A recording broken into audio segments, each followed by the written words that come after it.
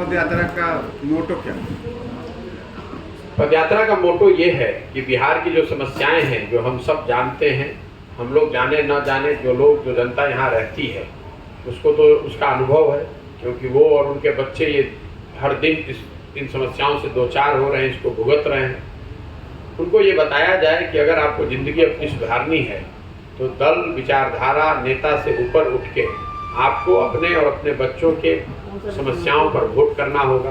क्योंकि बिहार में अभी तक का अनुभव ये रहा है कि लोग अपनी समस्याओं के बारे में जानते हैं, उसकी चर्चा करते हैं, बात करते हैं, लेकिन जब चुनाव होता है तो चुनाव यहाँ पर चार आधार पर लोग वोट करते हैं। लोग या तो जातियों के आधार पर वोट कर देते हैं, या हिंदू मुसलमान, भारत पाकिस्तान, पुलवामा के आधार पर वोट करते हैं, या फिर लालू जी के डर से भाजपा को, और एक समाज का वर्ग है जो भाजपा के डर से लालू जी को वोट करता है।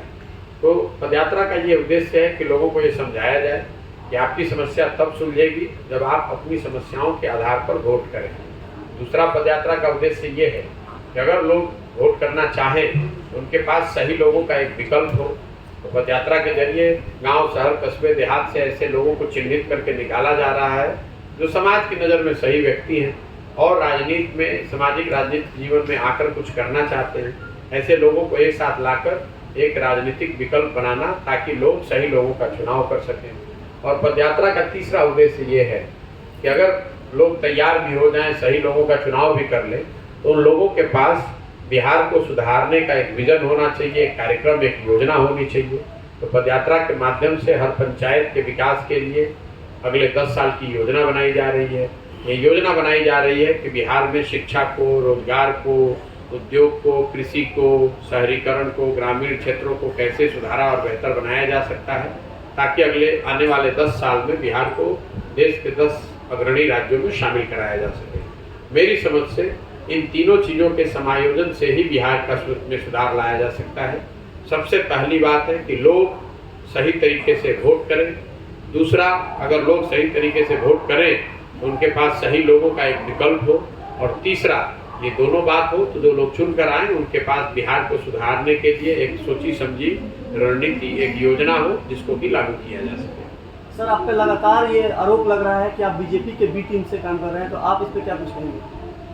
कुछ नहीं कहेंगे। किसने आरोप लगाया? बहुत लोगों ने ऐसा कहा कि बीजेपी के कौन से बहुत लोग कौन क्या कहता है, सबका जवाब देने के लिए तो हम बैठे नहीं हैं। हम जो कर रहे हैं वो आपके सामने है। सर, मुसलमानों को लेकर चलने की बात कर रहे हैं और मुसलमानों के लीडर है जो मोहम्मद शहाबुद्दीन, मरहूम मोहम्मद शहाबुद्दीन के परिवार पे आप कुछ भी नहीं कह सकते, चुप क्यों ना? नहीं, मैं किसी भी परिवार पर टिप्पणी नहीं करता हूँ।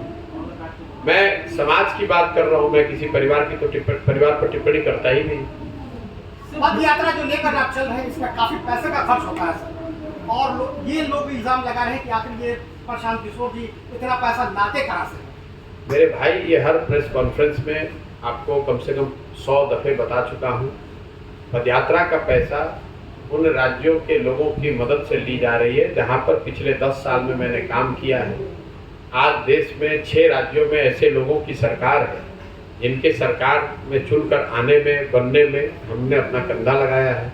तो उन लोगों से मदद ले रहे हैं। इसमें नई बात क्या है? इसमें 100 दफ़े इस बात को कह चुके हैं।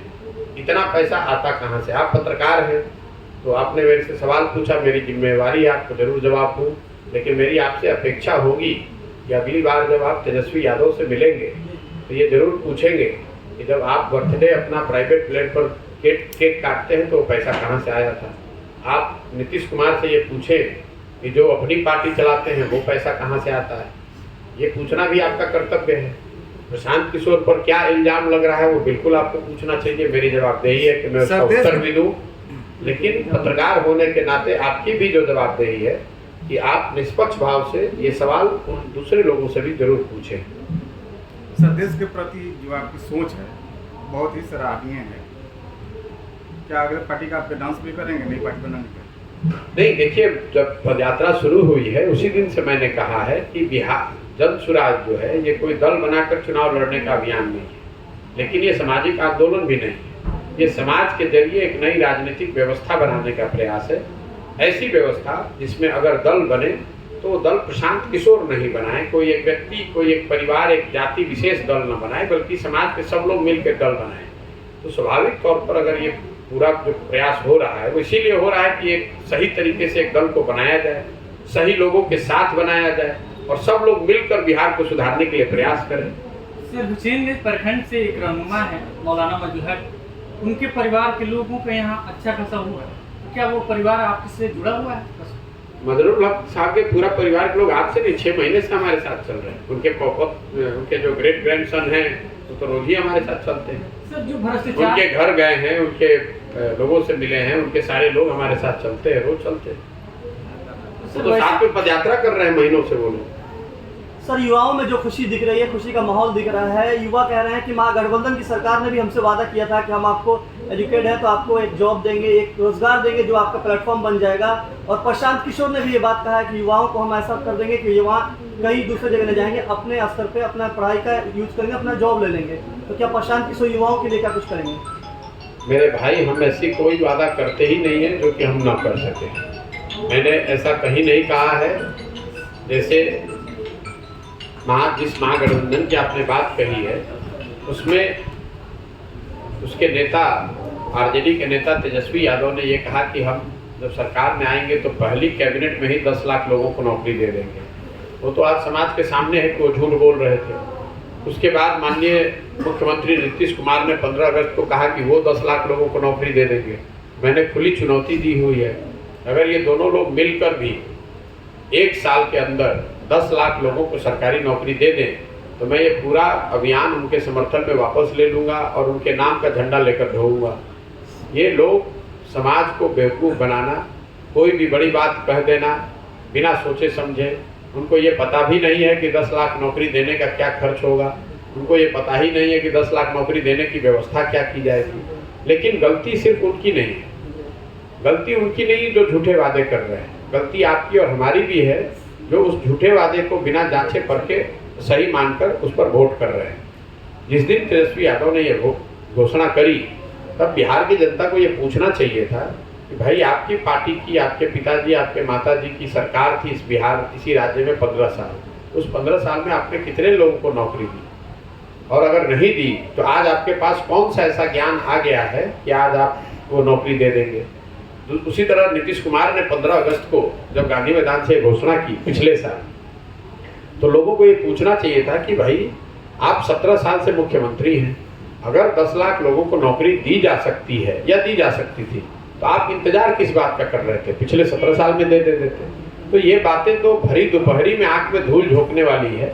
मैंने ये कहीं नहीं कहा है कि युवाओं को कितने नौकरी दी जाएगी। मैं ये कह रहा हूँ कि बिहार में स्ट्रक्चरल चेंज की जो ज़रूरत है वो है शिक्षा, भूमि और पूंजी। इन 3 विषयों पर जब तक काम नहीं होगा तब तक यहाँ से गरीबी दूर नहीं होगी, क्योंकि गरीबी से निकलने के सिर्फ 3 ही रास्ते हैं। या तो आप शिक्षित होकर नौकरी पा लें तब आप गरीबी से निकल सकते हैं। दूसरा, अगर आपके पास खेती योग्य भूमि हो तो खेती किसानी करके आप आगे बढ़ सकते हैं। और अगर ये दोनों नहीं, आपके पास पूंजी है, पैसा है, तो आप रोजी रोजगार, दुकान दौरी, व्यापार करके आगे बढ़ सकते हैं। बिहार में ये तीनों रास्ते बंद हैं। शिक्षा व्यवस्था पूरी तरीके से ध्वस्त है। जहाँ तक जमीन का सवाल है तो समाजवाद के नाम पर यहाँ दशकों से राजनीति हुई है, लेकिन बावजूद इसके बिहार में 60% लोग भूमिहीन हैं। पूरे देश में 38% लोग भूमिहीन हैं, बिहार में 60% लोग भूमिहीन हैं। तो ज़्यादातर लोगों के पास ज़मीन ही नहीं है। जो 40 लोग, 100 में 40 लोग खेती करते हैं, उसमें 35-36 लोग ऐसे हैं जो 1-1.5 बीघे से कम की खेती करते हैं। तो यहाँ बिहार में खेती करने वाले लोग खाने वाली खेती करते हैं, कमाने वाली खेती नहीं करते हैं। वो वही उगाते हैं ताकि उनके और उनके बच्चों का पेट भर सके, उससे उनकी कमाई नहीं होती है। तीसरा, पूंजी यहाँ है नहीं, क्योंकि जो भी यहाँ, एक तो गरीबी बहुत ज़्यादा है और जो भी बचत का पैसा यहाँ आता है उसको भी बैंक यहाँ ऋण के तौर पर, पूंजी के तौर पर लोगों को न देकर उन दूसरे राज्यों में वो जाकर लोन देते हैं जहाँ पर कि उद्योग धंधे लग रहे हैं। पिछले 32 वर्ष में रिजर्व बैंक का एक आंकड़ा है, उसको याद रख लीजिए। 1990 से लेकर पिछले वित्तीय वर्ष तक बिहार के बैंकों ने पिछले 32 वर्ष में 26.5 लाख करोड़ रुपया, 26.35 लाख करोड़ रुपया बैंक बिहार के लोगों का जो बिहार के लोगों ने बिहार के बैंकों में जमा कराया, इस पैसे को उन्होंने दूसरे राज्यों में ट्रांसफ़र कर दिया। आप जरा अंदाज़ा लगाइए कि अगर ये 26 लाख करोड़ रुपया बिहार में लोगों को ऋण के तौर पर मिला होता तो कितने बड़े पैमाने पर लोगों ने घर बनाए होते, कितने ज़्यादा लोगों ने गाड़ियाँ खरीदी होती, कितने ज़्यादा लोगों ने स्वरोजगार के छोटे मोटे काम किए होते। यही वजह है कि मान लीजिए कि आज बिहार में आप घर बनाने जाते हैं, लोन लेने जाते हैं, तो आपको 10-20 हज़ार रुपये घूस देना पड़ता है। वही घर खरीदने जब आप दिल्ली नोएडा में जाते हैं तो बैंक वाले आपके घर में आकर ये बताते हैं कि भैया हमसे लोन लीजिए, हम आपको कम दर पर आपको ऋण दे देंगे। तो बिहार में रोजगार का, तरक्की का, गरीबी से निकलने का यही रास्ता है। शिक्षा में आमूलचूल परिवर्तन, बड़े पैमाने पर भूमि सुधार का लागू किया जाना और कृषि को खाने के बजाय कमाने वाली कृषि बनाना, और तीसरा पूंजी की उपलब्धता, ताकि जो लोग, जो युवक कुछ जिनमें क्षमता है वो पूंजी के अभाव में रोजगार नहीं कर पा रहे, वो पूंजी बैंक से लेकर स्वरोजगार के काम कर सकें, अपने आप को बेरोजगारी के कुचक्र से निकाल सकें। सर, आप कहते हैं कि बिहार मजदूरों का राज्य है, बहुत सारे लोग बाहर जाके काम करते हैं, तो सर आप जो ये एजेंडा जनसुराज लेके चल रहे हैं, तो ये आपने देर क्यों कर दिया सर? इसको पहले और लेके चलना चाहिए आपने। बिहार मजदूरों का राज्य नहीं है, बिहार को मजदूरों का राज्य बना दिया गया है, क्योंकि जब आपके बच्चे पढ़ेंगे ही नहीं तो स्वाभाविक तौर पर मजदूर ही बनेंगे। जैसा मैंने अभी आपको बताया, आपके पास शिक्षा है नहीं, जमीन है नहीं, पूंजी है नहीं, तो जीविका के लिए आपके पास एक ही चीज़ है, वो है शरीर से किया गया मेहनत। इसलिए आप पूरे समाज में मजदूरों की इतनी बड़ी संख्या देखते हैं। आपका ये कहना है कि आपने देर क्यों कर दी, मेरे भाई देर सवेर की बात नहीं है। जब मेरी क्षमता होगी तभी तो मैं आकर कुछ करूँगा, जब मेरी पहचान है, मेरी क्षमता है, तभी तो मैं यहाँ आऊँगा। आप यहाँ इसलिए पत्रकार वार्ता में बैठे हैं या इसलिए लोग हमसे जुड़ रहे हैं कि 10 बरस हमने कुछ काम किया है, अपनी एक पहचान बनाई है। अगर हमने वो काम नहीं किया होता और मैं आकर हुसैनगंज ब्लॉक में आके प्रेस कॉन्फ्रेंस कर रहा होता तो आप तो मेरा संज्ञान ही नहीं लेते। तो काम तो तभी कर सकते हैं जब मेरी पहचान होगी, जब मेरी पहचान बनी तब आकर प्रयास कर रहे हैं। सर, समीकरण कैसे बदलेगा सर, जो राजनीतिक समीकरण हो कैसे? मैं समीकरण, मेरी चिंता नहीं है, आप बेवजह बहुत चिंतित हो रहे हैं। समीकरण और राजनीति और चुनाव आपको हमसे बहुत ज़्यादा समझ होगी, लेकिन थोड़ी बहुत समझ हमारे पास भी है, उसकी घबराहट में आप न पड़े। आज कोई चुनाव नहीं है, मेरा अभी प्रयास ये है कि मैं जो कर रहा हूँ इसको करूँ। जब चुनाव होगा उस समय अगर जनसुराज पार्टी बन गई होगी तो उस समय देखा जाएगा कि किस समीकरण के तहत और कैसे चुनाव लड़ा जाए, उसकी चिंता क्या लगता है कि प्रशांत किशोर कई मुख्यमंत्री बना चुके, अगला मुख्यमंत्री किस ओर जा रहा है, किससे होगा? पहली बात कि हम किसी को मुख्यमंत्री या प्रधानमंत्री नहीं बनाते हैं, ये आपकी सोच है। और दूसरी बात, हमारे पास ऐसा कोई क्रिस्टल बॉल है नहीं कि देख कर बता दें कि कौन मुख्यमंत्री बनेगा। कौन मुख्यमंत्री बनेगा जितना आप जानते हैं उतना हम जानते हैं। बिहार की जनता से जाकर पूछिए कि कौन मुख्यमंत्री। पूरे बिहार में सर नशा मुक्ति अभियान चलाया जाता है और देखा जाए तो आए दिन जहरीली शराब से लोगों की मौत हो रही है। एक गरीब के घर में मौत होती है तो कोई पूछने नहीं आते हैं, और वही पैसे वालों के घर में दारू से ही मौत होती है तो कई नेता पहुंच जाते हैं पूछने के लिए कैसे मर गया और क्या हुआ था। इसमें क्या कुछ कहेंगे? भैया, बिहार में मैं एकमात्र व्यक्ति हूँ सामाजिक राजनीतिक जीवन में जो खुले मन से पहले दिन से कह रहा है कि शराबबंदी को हटाया जाना चाहिए। शराबबंदी बिहार के लिए नुकसानदायक है, इसलिए नहीं कि यहाँ का अनुभव क्या रहा है। पहली बात कि शराबबंदी के जरिए किसी भी समाज का आर्थिक सामाजिक विकास हुआ हो, इसका कोई प्रमाण पूरे दुनिया में नहीं है। अगर शराबबंदी के जरिए ही सामाजिक राजनीतिक आर्थिक विकास हो सकता था तो दुनिया के दूसरे हिस्से में लोग सब बेवकूफ़ तो हैं नहीं, उन्होंने भी लागू किया होता। दूसरी बात, बिहार में शराबबंदी होने की वजह से शराबबंदी कहीं लागू है नहीं, घर घर होम डिलीवरी हो रहा है, हर गांव में शराब बिक रही है। लेकिन शराबबंदी होने की वजह से सरकार को 20,000 करोड़ रुपए का हर साल नुकसान हो रहा है। जो लड़के पढ़ाई में लगने चाहिए थे वो आज शराब के धंधे में लिप्त हैं। जो प्रशासन, पुलिस, लॉ एंड ऑर्डर और प्रशासनिक काम में लगना चाहिए था वो शराबबंदी को लगाने, छुपाने और उससे पैसा कमाने में लगा हुआ है।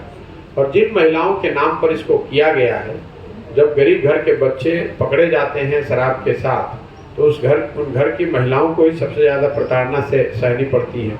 उनको कोर्ट कचहरी और थाने का चक्कर लगाना पड़ता है। और अंतिम बात, जिस गांधी के नाम पर, महात्मा गांधी के नाम पर नीतीश कुमार कभी कभी कहते हैं कि ये शराबबंदी लागू है, ये सिरे से झूठ बात है। महात्मा गांधी ने अपने जीवन में कभी भी ना ये बात कही न लिखी कि सरकारों को शराबबंदी लागू करना चाहिए। महात्मा गांधी ने ये कहा कि शराब पीना बुरी बात है, समाज में शराब लोग न पिए इसका प्रयास होना चाहिए। लेकिन उन्होंने सरकार को ये नहीं कहा कि आप कानून बनाकर शराबबंदी कर दीजिए और शराब पीने वाले को पकड़ के जेल में डाल दीजिए। ये तो ऐसे हो गया कि महात्मा गांधी ने ये कहा कि वेजिटेरियन होना अच्छी बात है और कल सरकार ये कानून बना दे कि जो भी नॉन वेजिटेरियन है उसको वो गैर कानूनी है। तो दोनों में फ़र्क है और मैं ये रोज़ दावा करता हूँ कि जो लोग भी गांधी के नाम पर इसको कह रहे हैं उनमें अगर दम है तो वो दिखा दे कि गांधी जी ने ये कहाँ कहा है कि सरकारों को शराबबंदी लागू किया जाना चाहिए। बहुत बहुत धन्यवाद भैया, मेरी एक मीटिंग में